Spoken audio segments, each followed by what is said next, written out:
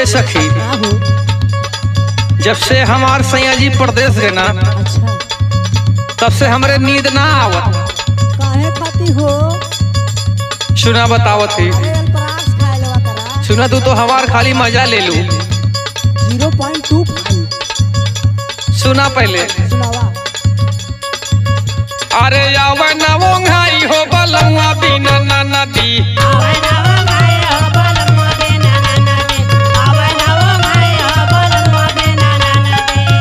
ए बलमुआ बिना नदी, ए सजनवा बिना ना नदी, आवे ना वोंघाई हो बलमुआ बिना ना नदी।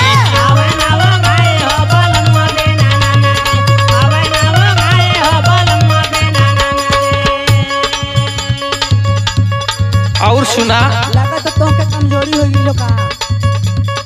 अरे भाई रतिया में जागब तो कमजोरी हो जाए ना। और सुतल करा दवाई के। कैसे दबा के सुती अकेले में नींद ना आवत। और ना तो तकिया दवाई लेवल करा पागल। सुना, सुनावा। जब से गइल सैया मोर परदेसवा,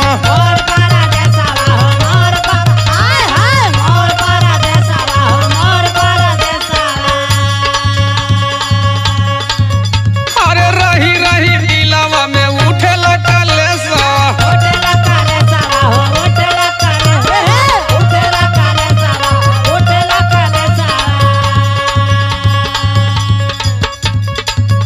अरे खटिया के पाट हम के तना दबाई बलमुआ बिना ननद,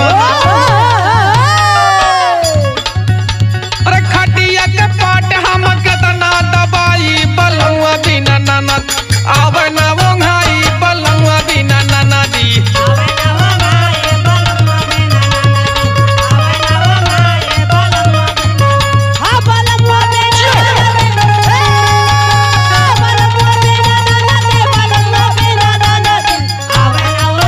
अरे जिया लाल लाल।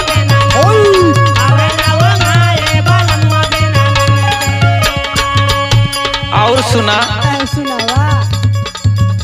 अरे रही रही राजा खातिर धड़केला छातिया,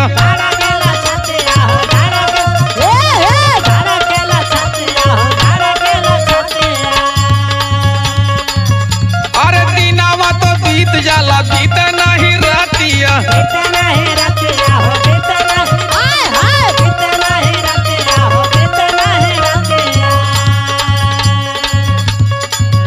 अरे दिलावा के हाल हम कैसे अब सुनाई बलमुआ बिना ननदी, आवे ना वोंघाई बलमुआ बिना ननदी।